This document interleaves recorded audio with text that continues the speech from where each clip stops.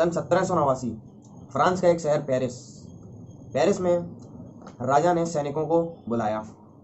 अफवाह फैली हुई थी कि राजा सैनिकों को गोली चलाने का आदेश देने वाला है। ऐसी सिचुएशन देखकर लोगों ने खुद की आर्मी बनाने का फैसला किया। टाउन हॉल के सामने 7,000 लोग इकट्ठा हुए और खुद की आर्मी बना दी और सरकारी बिल्डिंगों पर टूट पड़े। बेस्टिल का किला, जो उस टाइम एक प्रिजन हुआ करता था जहां कैदियों को रखा जाता था, वह उस टाइम राजा की पावर माना जाता था, उस पर टूट पड़े और बेस्टिल के किले को ध्वस्त कर दिया। बेस्टिल के किले में उस समय एक जनरल थे, उन्हें मार दिया गया और 7 कैदी थे, उन्हें छोड़ दिया गया। और बेस्टिल के किले को इस कदर तोड़ा कि उसकी एक एक ईंट निकालकर बाजार में बेच दी गई। तो क्या ऐसा हुआ क्या था? क्यों ऐसा किया उन्होंने? यहाँ तक कि अंत में राजा को भी जान से मार दिया और राजा ही नहीं, उसकी रानी को भी उसके कुछ दिनों बाद जान से मार दिया गया। ऐसा क्यों हुआ? आइए शुरू करते हैं। सन 1774 फ्रांस को एक नया राजा मिल चुका था। इसका नाम था लुईस 16, जिसकी शादी पहले ही 20 साल की उम्र में ऑस्ट्रिया की राजकुमारी मैरी एंटोनिएट से हो चुकी थी। ऑस्ट्रिया फ्रांस का दुश्मन देश था, इसलिए लोग तो पहले ही से चिड़े बैठे थे राजा से। चलो कोई नहीं, फिर भी 1774 में राजा बना दिया गया लुईस 16 को। लेकिन ऐसे समय में राजा बना जब फ्रांस के पास पैसे के नाम पर कुछ नहीं था। उसके बाप दादाओं ने इतना युद्ध किया कि राजकोष खाली हो चुका था। तो अब फाइनेंशियल क्राइसिस से देश जूझ रहा था। बात यहीं खत्म नहीं हुई, फाइनेंशियल क्राइसिस बढ़ने वाली थी, बहुत ज़्यादा बढ़ने वाली थी। लुईस 16 ने एक द पैलेस ऑफ वर्सलीज नाम से मशहूर जो था वहाँ का पैलेस, उसको मेंटेन कराया, जो कि 1662 में बन चुका था। पेरिस से कम से कम 20 किलोमीटर दूर शहर से बाहर उस पैलेस को बनाया गया। राजा की ये पहली भूल थी जो उसको मारने वाली थी। आगे बढ़ते हैं कहानी में। अच्छा, इस किले के निर्माण में तो पैसा खर्च हुआ ही था, लेकिन इसके मेंटेनेंस में इतना खर्च हुआ कि बचा कुछ पैसा भी खाली हो चुका था। अब फ्रांस ने देखा कि अमेरिका ब्रिटेन के कब्जे में है। ब्रिटेन फ्रांस का भी दुश्मन था और अमेरिका का भी दुश्मन था। तो भाई, दुश्मन का दुश्मन दोस्त होता है। तो फ्रांस ने अमेरिका को छुड़ाने के लिए अमेरिका की तरफ से युद्ध किया और अमेरिका की 13 कॉलोनीज को ब्रिटिश के कब्जे से छुड़ा लिया। तो बचा कुचा सारा धन इसमें चला गया।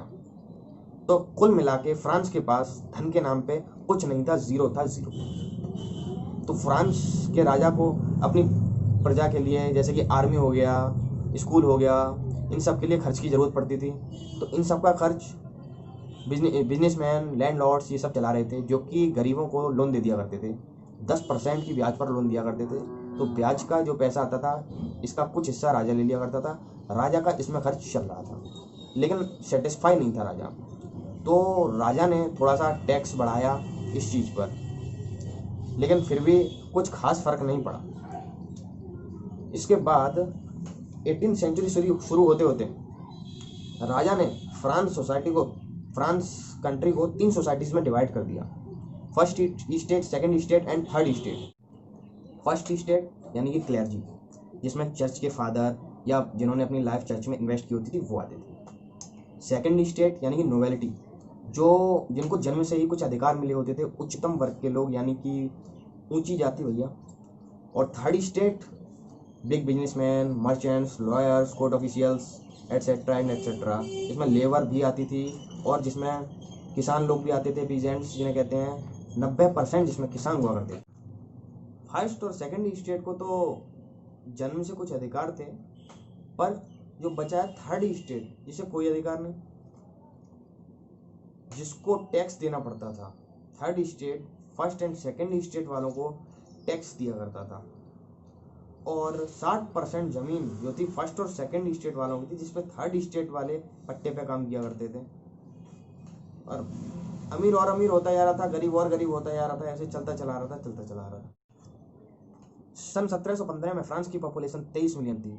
23 मिलियन से बढ़कर सन 1789 तक फ्रांस की पॉपुलेशन 28 मिलियन हो गई। इसको देखते हुए अनाज का जो कंजप्शन था वो भी बढ़ गया था, लेकिन अनाज उतना ही कम उगा सकते थे। तो भाई, अनाज उगना और कंजप्शन का बढ़ना, ये कुछ पेश नहीं खा पा रहे थे। तो इस चक्कर में ब्रेड का कंजप्शन बढ़ता जा रहा था, क्योंकि वहाँ के लोगों का ज़्यादातर जो असर था वो ब्रेड पर ही था।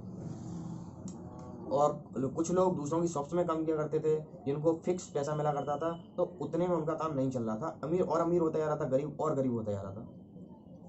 लोगों ने विरोध करने का भी बहुत कोशिश किया, लेकिन किसी के पास सही तरीका नहीं था विरोध करने का, इसीलिए तीर निशाने पर नहीं लग पा रहा था। पर कहानी में ट्विस्ट आने वाला था, एक बहुत बड़ा रेवोल्यूशन जो पूरी दुनिया, पूरी कायनात याद रखेगी, इतना बड़ा रेवोल्यूशन छिड़ने वाला था। तो फ्रांस के रेवोल्यूशन की शुरुआत यहाँ से हो चुकी थी। थर्ड स्टेट के कुछ पढ़े लिखे लोग ये सोचते थे कि किसी को जन्म से कोई अधिकार नहीं मिलना चाहिए। इस सोच को आगे बढ़ाया फिलोसोफर्स ने अपनी किताबों के जरिए।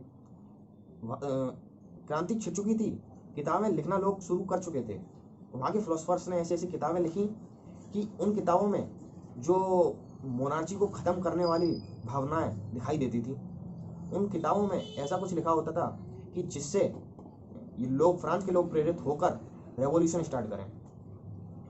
कुछ लोग जो पढ़े हुए लिखे नहीं होते थे, वो दूसरे लोगों से सुना करते थे, चौराहों पर खड़े होकर लोग किताबें सुनाया करते थे।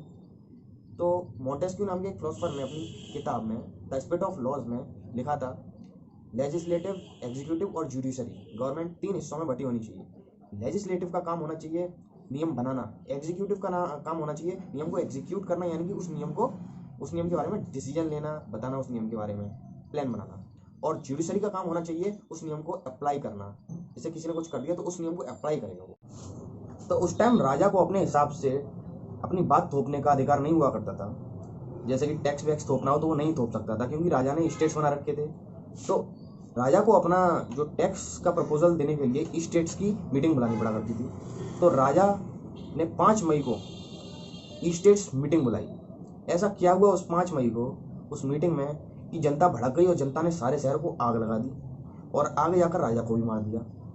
ये सुनने के लिए आप इस वीडियो का सेकंड पार्ट जरूर देखें, वो मैं जल्दी डाल दूंगा। ये वीडियो टुकड़ों में इसलिए डाल रहा हूँ जिससे कि आप बोरिंग फील ना करें और आधी आधी करके आप वीडियो देखें।